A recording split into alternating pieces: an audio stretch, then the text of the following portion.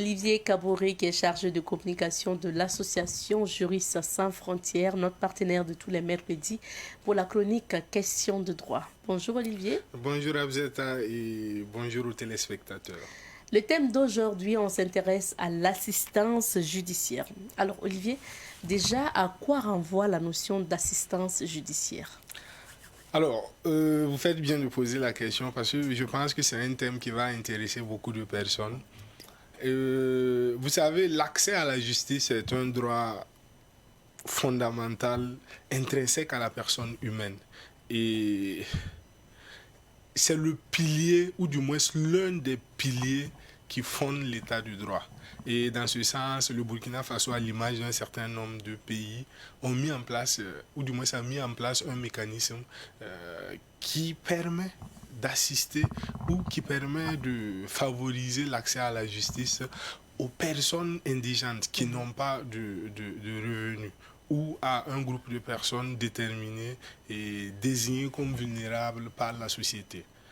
Alors, vous n'êtes pas sans savoir que aller en justice souvent peut entraîner un certain nombre de dépenses. C'est ça. Voilà, et il faut que tout le monde ait la possibilité de pouvoir faire valoir ses droits en justice. Donc, l'État, ou si vous voulez la société, décide d'accompagner un certain nombre de personnes qui n'ont pas les moyens. Donc, grosso modo, c'est comme si l'État octroyait une aide à un groupe de personnes jugées vulnérables ou indigents et afin qu'ils puissent faire valoir leurs droits en justice. Ça veut dire que c'est seulement la personne vulnérable qui peut bénéficier de l'assistance judiciaire ? Oui, en réalité, il faut pour pouvoir, je rassemble grosso modo les personnes qui peuvent être bénéficiaires de l'assistance. Il y a trois catégories en gros de personnes qui peuvent être bénéficiaires de l'assistance. La première catégorie, ce sont les personnes indigentes, les personnes qui n'ont pas suffisamment de revenus pour subvenir à leurs besoins essentiels, ne serait-ce que la nourriture, l'habillement, se soigner et tout. Et ce groupe de personnes-là a la possibilité de demander à l'État de les aider afin qu'ils puissent faire valoir leurs droits. Si éventuellement ils doivent rester en justice, bien sûr. La deuxième catégorie, c'est un groupe de personnes que la société détermine comme ça et qui ont la possibilité aussi de demander un accompagnement. Et parmi ces personnes, nous avons les enfants victimes de traite, ou les enfants en conflit avec la loi, ou les enfants non assistés, ou les enfants dont les parents sont indigents. Et à ce groupe de personnes, on peut ajouter les personnes victimes d'atteinte à la vie ou d'atteinte à leur intégrité physique, ou les personnes victimes de torture perpétrées par les agents de l'État dans le fonctionnement, ou si vous voulez, dans l'exercice de leurs fonctions. Ça veut dire que si, par exemple, on arrête une personne dans une affaire judiciaire, ou si, quelle qu'en soit la nature de l'affaire, la police ou la gendarmerie interpelle une personne et à la suite on se rend compte que la personne est victime de torture ou de sévices corporels, la personne a la possibilité de demander l'assistance judiciaire. Voilà. Et il faut noter que en ce moment, si la personne même perd la vie, les ayants droit bénéficient d'office de cet accompagnement-là, de cette aide-là. Voilà. Donc ça, c'était le deuxième groupe. Le troisième groupe qui constitue la troisième catégorie de personnes bénéficiaires et d'office aussi, ce sont les personnes qui ont en charge des mineurs, ou du moins c'est des enfants mineurs, et qui sont dans une procédure de pension alimentaire ou de contribution aux charges du ménage et qui n'ont pas de revenus. Ces personnes aussi peuvent bénéficier de l'accompagnement. On a aussi les conjoints qui sont en instance de divorce et qui ont à leur charge des enfants mineurs et qui n'ont pas de revenus. Ces personnes aussi peuvent demander d'office l'aide de l'État. On a aussi les veuves qui sont dans une procédure de succession et qui ont des orphelins mineurs. Ces personnes aussi d'office sont bénéficiaires. Elles n'ont pas besoin de justifier quoi que ce soit. Leur situation leur donne droit. On dit que ce sont des bénéficiaires de plein droit. Leur situation leur donne droit à l'aide, à l'accompagnement de l'État, parce que la société juge que ces personnes sont vulnérables. Donc les personnes de la deuxième et de la troisième catégorie sont bénéficiaires d'office. Il leur suffit juste d'adresser une demande à la société et elle répondra favorable. D'accord. Mais quand on prend en fait la procédure judiciaire, à quel moment de la procédure judiciaire on peut demander de l'assistance judiciaire? Alors, vous faites bien de poser la question parce que beaucoup de personnes nous approchent et souvent disent qu'ils ont déjà engagé la procédure. Est-ce qu'il y a une possibilité d'introduire une requête pour demander l'accompagnement, l'assistance judiciaire? Alors, il faut savoir qu'à tout moment de la procédure, on peut demander l'assistance. Déjà, à tout moment de la procédure, on peut demander l'assistance.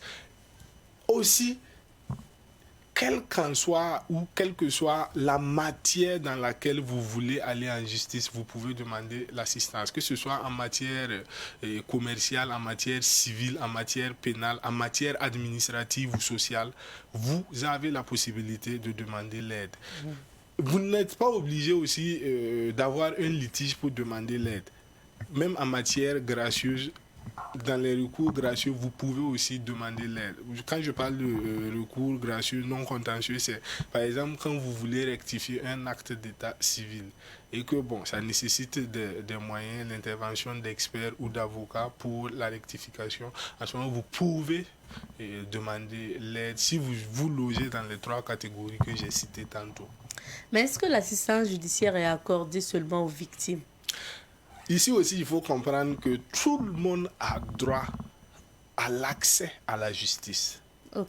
Que vous soyez victime, partie civile ou partie demanderesse si vous voulez, ou que vous soyez partie défenderesse ou défenseur si vous voulez, ou la personne poursuivie si vous voulez, vous avez la possibilité de demander l'assistance de l'État. Donc l'assistance judiciaire s'adresse à tout le monde, pourvu d'être dans les trois catégories que j'ai citées tantôt. Alors, Olivier, lorsqu'on bénéficie de l'assistance judiciaire, quels sont ses effets concrètement? Alors, quand vous bénéficiez de l'assistance judiciaire, vous pouvez vous heurter ou bien vous pouvez avoir en face de vous deux types d'aide, d'assistance. L'assistance peut être partielle ou totale. Quand l'assistance est totale, l'État prend en charge tous les frais qui impliquent ou que implique votre dossier. Ça fait les frais. Oui, les frais d'avocat, les frais de conciliation s'il y en a, les frais des experts. Souvent, il y a des affaires dans lesquelles on a besoin d'experts. Par exemple, pour une affaire d'action en recherche de paternité, vous pouvez avoir besoin d'un test d'ADN. Voilà. Donc, si l'assistance vous est accordée, l'État prend en charge tout. Voilà. L'État prend en charge tous les frais liés au dossier. Voilà. Maintenant, si l'assistance est partielle, l'État prend en charge naturellement une partie et vous déterminera la partie que vous devez compenser. Mais est-ce qu'en cas de recours, le bénéficiaire bénéficie toujours de cette assistance judiciaire? Effectivement, quand on vous donne l'assistance en première instance et que peut-être vous perdez ou vous gagnez, mais la personne vous envoie en deuxième instance à la cour d'appel ou en cassation. Et oui, vous avez la possibilité de bénéficier toujours de l'assistance, mais il faut la renouveler. Voilà, c'est la seule condition. Parce que ce n'est pas systématique. C'est pour le cas précis. Et après le cas précis, si vous voulez encore une assistance, il faut la renouveler. Est-ce qu'on peut perdre aussi la qualité de bénéficiaire d'assistance judiciaire? Elle est très intéressante cette question. Effectivement, quand l'État vous donne l'assistance ou l'aide, il faut savoir que à partir d'un certain moment et face à certaines situations, vous pouvez perdre la qualité. Par exemple, vous pouvez perdre la qualité de bénéficiaire. Par exemple, quand vous fraudez sur votre indigence, ça veut dire que vous avez de l'argent, vous avez les revenus suffisants pour accompagner votre procédure judiciaire, mais vous mentez. Vous mentez à l'État, vous mentez à la société, vous mentez à nous tous en disant que vous n'avez rien. Et si l'État se rend compte, si la société se rend compte, elle peut bien retirer son aide à tout moment de la procédure. Et même vous poursuivre et vous sanctionner après.